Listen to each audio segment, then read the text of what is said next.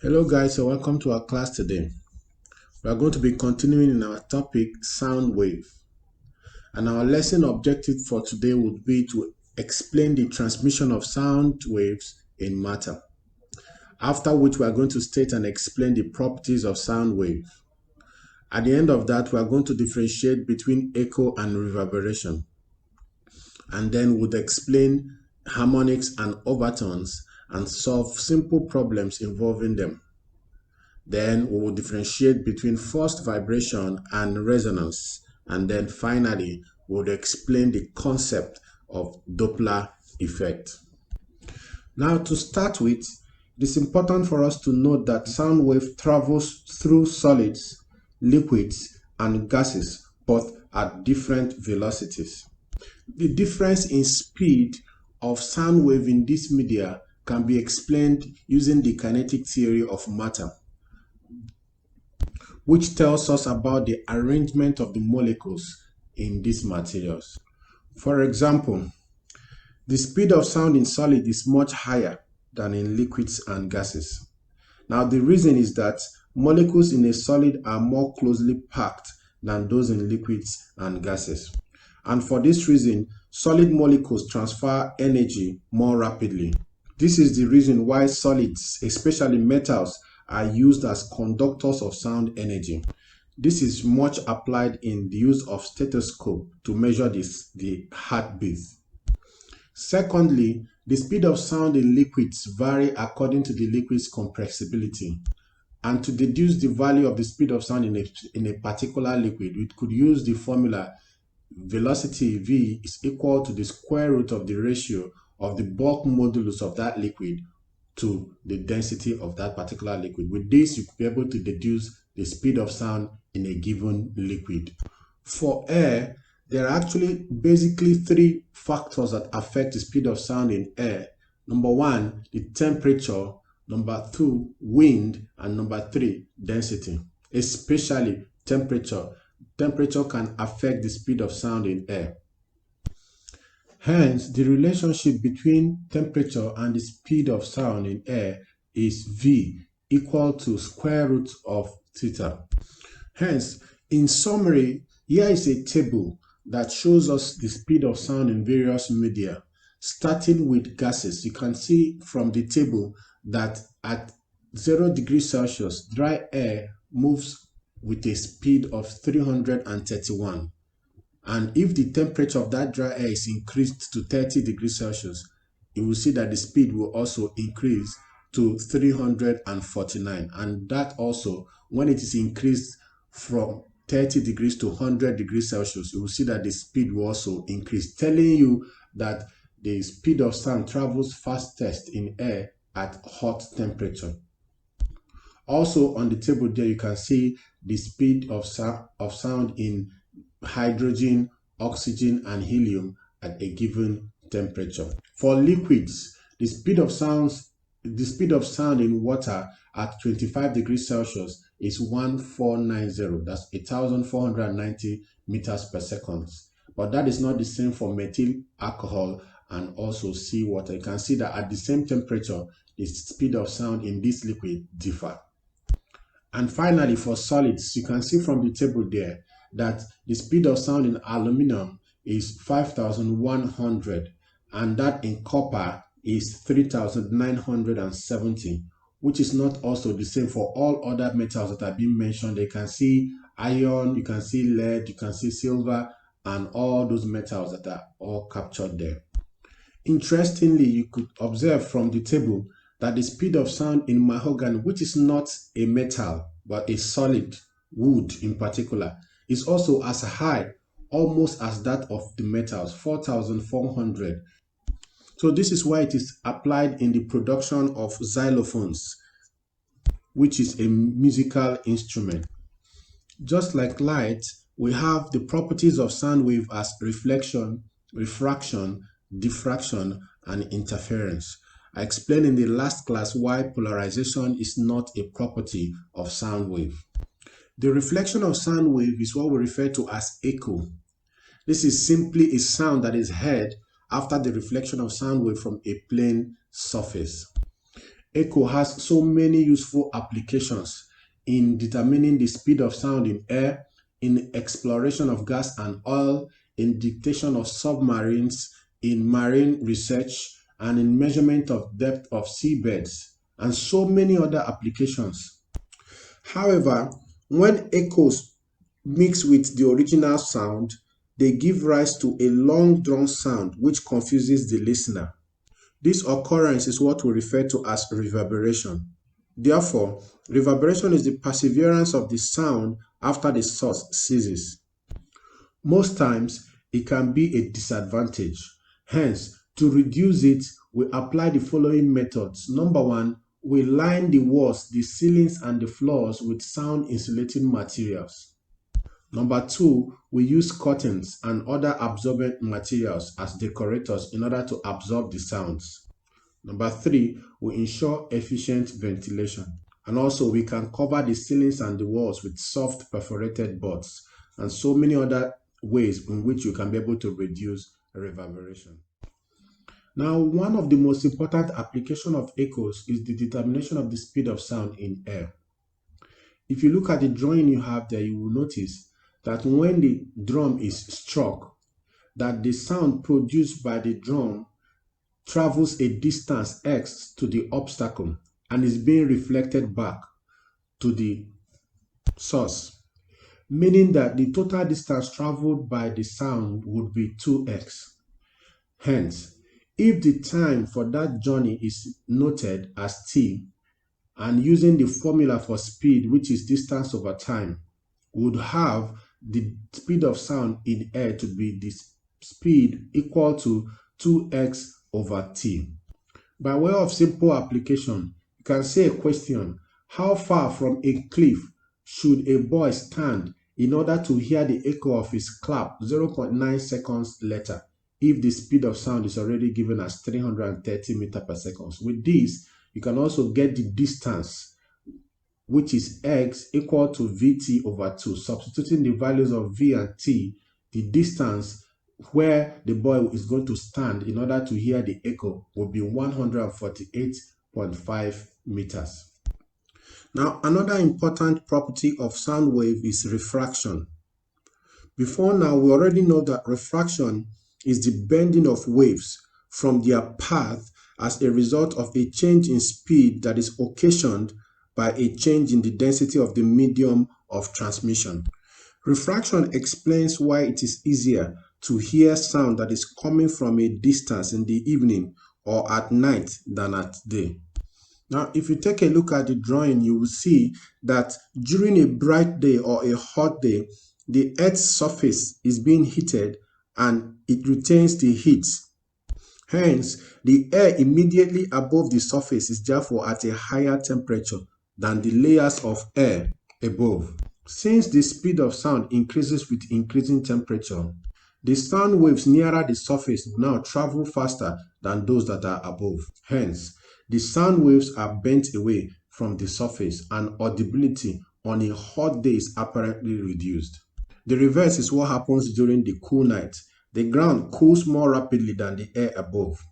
Hence, the sound wave therefore travel at increased speed in the higher layers and then bending the sound waves towards the ground. Hence, sound from very distant source seems to come near.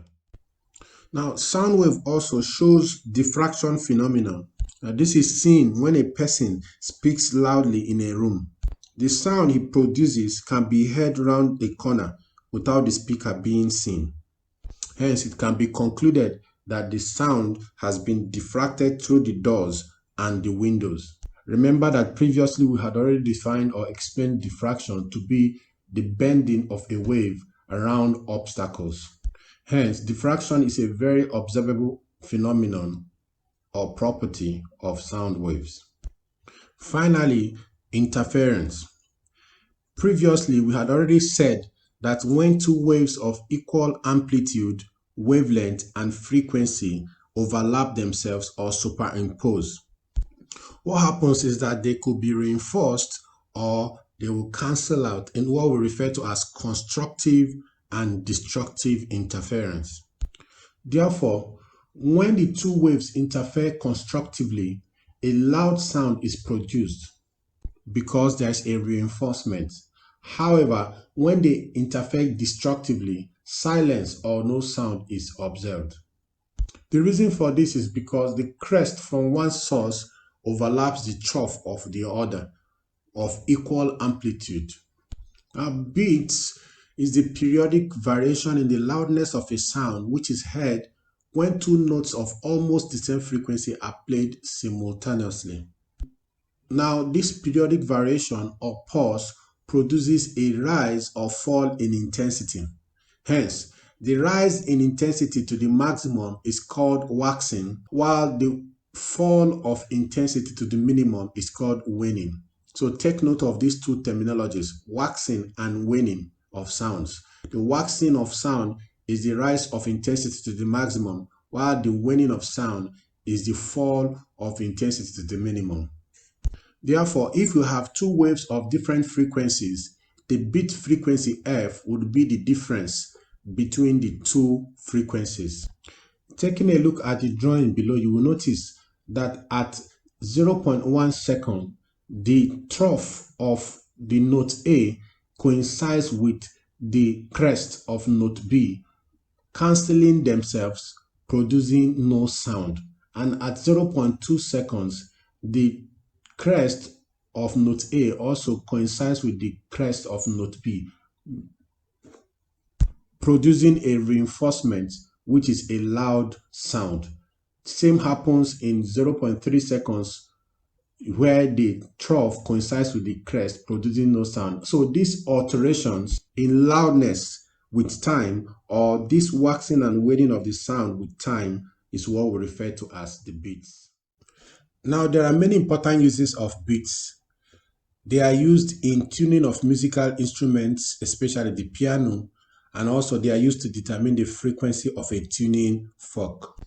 Forced vibration. Now, forced vibration are those vibrations that result from an external periodic force acting on a system and setting the system into vibration at the same frequency as the external periodic force. For example, when a vibrating tuning fork is placed on a tabletop, a loud sound is heard. Now, this is because the vibrating fork forces a larger surface, which is the tabletop, to vibrate. Hence, setting into vibration the greater mass of air that is in contact with the table. The same occurs with the vibration of the cones of a loudspeaker, the vibrations of the diaphragm of a telephone microphone, and the vibrating body of a violin.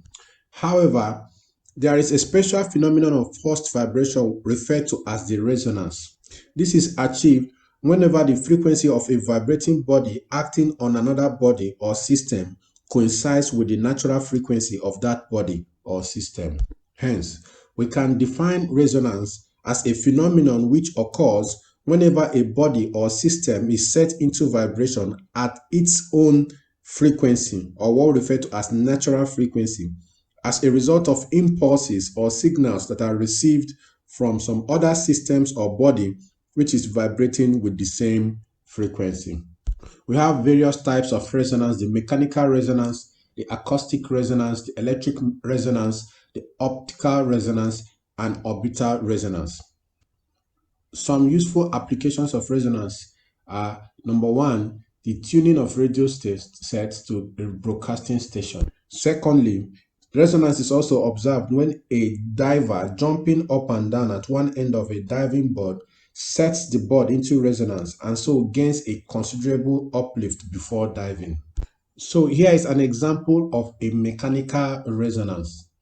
To demonstrate that, I have an experiment here. Two retort stands and a string with a pendulum bob attached at the end of those strings, four of them. So I'm going to set one of these pendulum bob into oscillation, and then you will notice that all of them are going to start vibrating. However, if you notice that the lengths of this one here and this one here are the same, So what you observe is that while one is vibrating, the other one will start vibrating at the same frequency as the other one that is being oscillated. So I'm going to oscillate C. This is A, B, C, and D. I'm going to oscillate C, and then all of them, all the system will be set into oscillation. However, because the length of this one and the length of this one are the same, they will begin to vibrate at the same natural frequency. So here is the displacement of C. I give it a small amplitude, as you can see, and I'm going to just release it, and then all the system will start vibrating. So as it is vibrating, I like that to pay attention that this one that is of equal length will be vibrating almost at the same frequency. So that is what we refer to as resonance. It's set into vibration at its own natural frequency because the frequency of this one is the same as the frequency of this one. Just pay attention. You can see that the movement is aligning gradually, and it will continue like that until both of them will eventually align together. Pay attention to this one and this other one. You notice that they are not vibrating at the same frequency.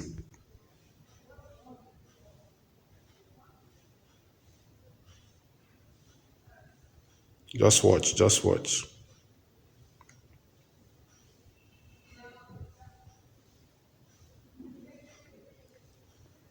They are not aligned at the moment, but just watch.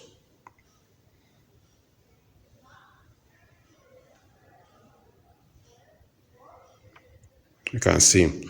Now you can see at this point, both of them are at resonance. You can see both of them are now moving at the same frequency.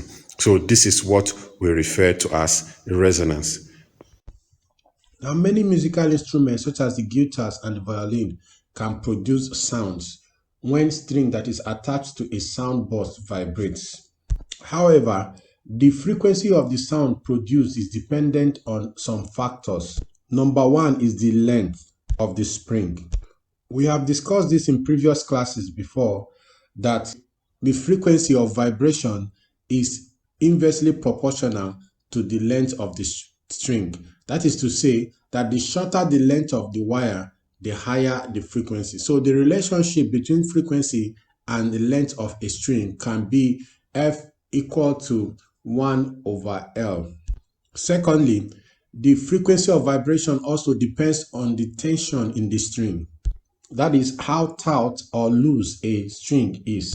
Hence, the frequency is directly proportional to the square root of the tension in the string.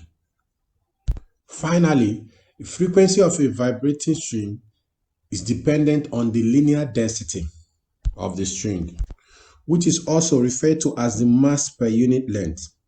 Hence, if an experiment is conducted with different wires of varying linear densities or mass per unit length, the result will show that the frequency of that wire is inversely proportional to the square root of its mass per unit length. The meaning of that is that a thinner wire produces sound of higher frequency or pitch than a thicker wire. Harmonics. Now, harmonics are simply whole number multiples of the fundamental frequency. Now, using the diagram below as a guide, when a wire of length L is hung between 2 points B and C, the mode of vibration in its simplest mode is a single segment or a loop. Hence, in this mode of vibration, the vibrating wires produce a sound of the lowest possible note, whose frequency is called the fundamental frequency. Also, take note that the distance between the two successive notes B and C is equivalent to half a wavelength, that is lambda over 2. Hence, when we equate that and make lambda subject formula, the wavelength will be equal to 2L. And from the formula V is equal to F lambda, substituting lambda, we're going to get that the frequency, which we refer to as the fundamental frequency, is equal to V over 2L. Therefore, for us to deduce the fundamental frequency of a vibrating string at its simplest mode, the fundamental frequency is given as V all over 2L. And since V from our previous deduction is equal to the square root of the tension over the linear density, the fundamental frequency of this string can therefore be deduced using 1 over 2 times the length to the square root of the tension over the linear density. Now, having deduced the lowest frequency that can be obtained from a plucked string when it vibrates in one loop, we could also obtain higher frequencies which are integral or whole number multiples of that fundamental frequency. And these higher frequencies, which are integral or whole number multiples of the fundamental frequency, is referred to as the overtones. Hence, to obtain the overtones, we touch the wire lightly with a finger at the center O in the diagram that is shown below, and then simultaneously also pluck the wire at a point P, which is 1/4 the length of the wire. This will cause the wire to vibrate in 2 loops. Hence, the note that is produced in this mode is called the first overtone or second harmonic. And the frequency of this particular note can be deduced as V over L, since the total length is equivalent to 1 wavelength. So this first overtone is also referred to as the second harmonic. Also, this process can be repeated to produce the next higher note called the second overtone or the third harmonic, with the length of the wire equivalent to 3 over 2 lambda, with the length of the wire equivalent to 3 over 2 of the wavelength. Hence, the frequency of vibration of this note can now be deduced using 3V all over 2 times the length of the wire. So the summary of everything that has been said so far is that the second harmonic, which is also referred to as the first overtone, is just 2 of the fundamental frequency, and that also the third harmonic, which is also the second overtone, is equal to 3 of the fundamental frequency, meaning that if we would want to deduce any overtone at all, maybe the 9th harmonic, which is the same thing as the 8th overtone, we just use the formula Fn equal to n plus 1 times F naught, where n means the number of overtones. An air column is air that is contained in a tube or a pipe. So when both ends of the pipe are open, it is called an open pipe. But when one end is closed and one end is open, it is called a closed pipe. Therefore, when air vibrates inside a pipe, the waves produced are reflected at the ends, hence producing a longitudinal stationary wave along the length of the pipe. Now, taking a look at the drawing, you are going to see that the simplest mode of vibration produced in a closed pipe shows us that the distance between a node and a consecutive antinode is 1/4 of a wavelength. Hence, following through from what we've done from the previous one, the fundamental frequency that will be produced will be equivalent to the speed of sound V all over 4 of the length. Also, for the first overtone, you can also see from the diagram that the length of the tube is equivalent to 3/4 of the wavelength. Or you can say that the distance between the node and the antinode in the open space is equivalent to 3/4 of the wavelength. Hence, the frequency or the first overtone is equivalent to 3V over 4L. If you compare it with the fundamental frequency, you would see that the first overtone is equal to 3 times the fundamental frequency. The same holds for the second overtone, whose length is equivalent to 5 over 4 of the wavelength. So it means that the frequency of the second overtone is equivalent to 5V over 4L. So if you compare it with the fundamental frequency, you will see also that the second overtone is equivalent to 5 of the fundamental frequency. So with this, you can deduce the next overtone. Since we know that F1, which is the first overtone, is equivalent to 3 F naught, and the second overtone is equivalent to 5 F naught, it means that the third overtone will now become 7 F naught, and then the fourth overtone will become 9 F naught, and so on. So this, for this closed pipe, odd number harmonics are present. Now, it's important for us to also note that there is a special case in which the antinode at the top does not exactly coincide with the top of the tube. This is very much obtainable in a resonance tube.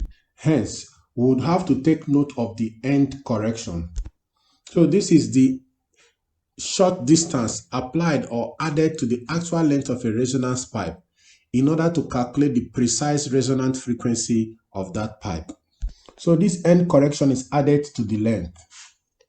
Therefore, at first resonance, the length of the tube plus the end correction will be equivalent to the quarter of a wavelength. And also at the second resonance, the length of the tube L2 plus the end correction will be equivalent to 3/4 of the wavelength. So in order for us to determine the velocity of sound in the tube, we would subtract equation 1 from equation 2. And doing that, we clear the end correction and give us the wavelength to be equal to 2L2 minus L1. And then substituting into the formula we have as V is equal to the frequency times the wavelength, that will now give us the velocity of sound in the tube, V, to be equal to 2FL2 minus L1, where L2 is the length of the tube for second resonance and L1 is the length of the tube for the first resonance. Now for an open pipe, stationary waves that are set up in an open pipe have antinodes at both ends. Therefore, the simplest mode of vibration is in that which the midpoint is the node. And you can see from the diagram that the length of the tube is equivalent to half a wavelength, which will in turn give us the fundamental frequency of that vibration to be equal to V over 2L, similar to what we had done already under the vibrating string. Also, for the first overtone, the distance between the two antinodes is equivalent to 1 wavelength, and that will eventually give us the first overtone or the frequency of the first overtone to be equal to V over L, which is also equal to 2 times the fundamental frequency. The same thing also happens for the second overtone. In the second overtone, the distance between the antinodes at both ends is equivalent to 3/2 of the wavelength, and that would in turn give us the frequency of the second overtone to be equal to 3V over 2L, and this value is equivalent to 3 of the fundamental frequency. You can see that this one is similar to the vibrating string. So for us to get the third overtone, we'll just have to multiply the fundamental frequency by 4. Also, to get the fourth overtone, we'll just have to multiply the fundamental frequency by 5, and so on. Now, Doppler effect is one of the most important terminologies in sound, and it is defined as the change in the frequency of a source when there is a relative motion between the source and an observer. Or you can say it is the alteration in the observed frequency of a sound due to motion of either the source or the observer. A perfect example of Doppler effect is observed when an ambulance with a siren just passes an observer.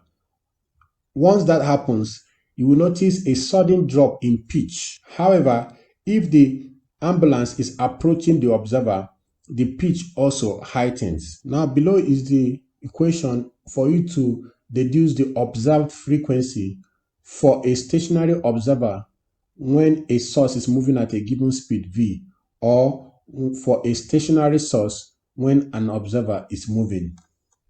Sound wave has its applications in musical instruments, and they are classified into wind instruments, stringed instruments, and percussion instruments. Generally, wind instruments are classified as aerophones. They produce sound when air is blown into them. Examples include the flutes, clarinets, saxophones, trumpets, mouth organs, and so many of them. Secondly, percussion instruments are instruments that you can strike or you can hit. Hence, they produce sound when they vibrate. Examples of this type of instruments include the xylophone, the talking drum, tambourine, the bell, and so many others. And then finally, we have the stringed instruments. Generally, the stringed instruments are called the chordophones. Examples include the piano, the guitar, and the violin, and of course, so many others.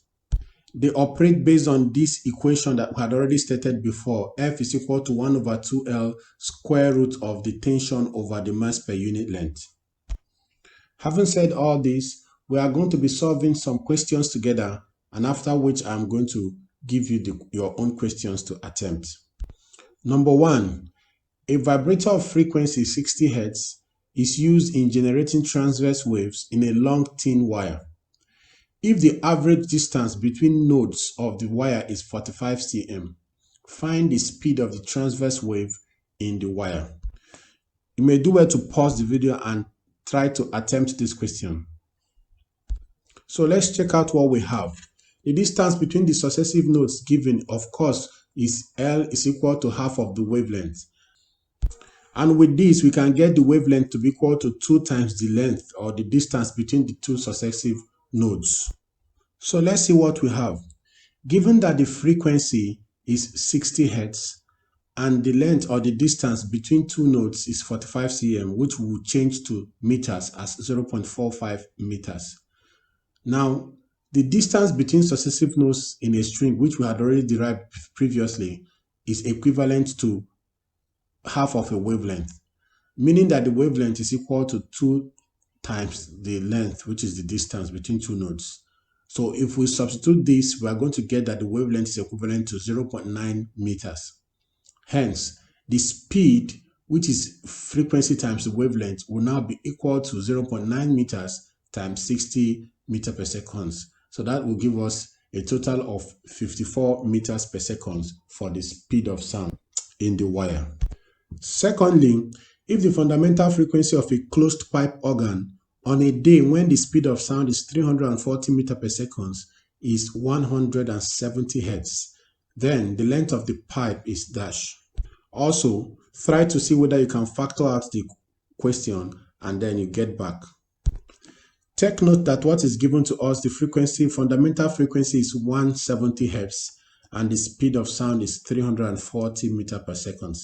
So, since we are referring to the fundamental frequency of a closed pipe, we had already said it is equivalent to the speed all over 4 of the distance. So the length of the pipe L is equal to V all over 4 of the fundamental frequency, which is already given. So if we substitute all of these, we are going to get 0.5 meters, which is equivalent to 50 centimeters. I believe it wasn't that hard, is it? Thirdly, an organ pipe of length 40 cm, open at both ends, sounds its fundamental note. Neglecting end corrections, calculate the frequency of the notes, given that the speed of sound in air is 340 meters per second. Do well to also just pause the video quickly and try it out yourself. Now, given that the length of the pipe is 40 cm, always solve in meters, which is equivalent to 0.4 meters. The speed of sound in that case is 340 meters per second. And then the fundamental frequency of an open pipe is given as V all over 2 times the length. If we substitute our parameters, we would get the fundamental frequency to be equivalent to 425 Hz. And then finally for this class, a metal wire of mass 1 gram and length 50 cm is under a tension of 80 Newton. Compute the fundamental frequency, the first and the second overtones, and the speed of a transverse wave in the string. Now, take note of what is given to us in the question. The length L is equal to 0.5 meters.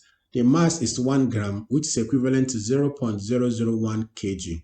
And the tension in the string is 80 Newton.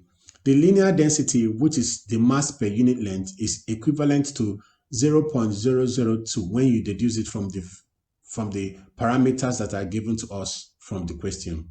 So if we now substitute this into our formula, we would get that the frequency, the fundamental frequency, is equivalent to 200 Hz.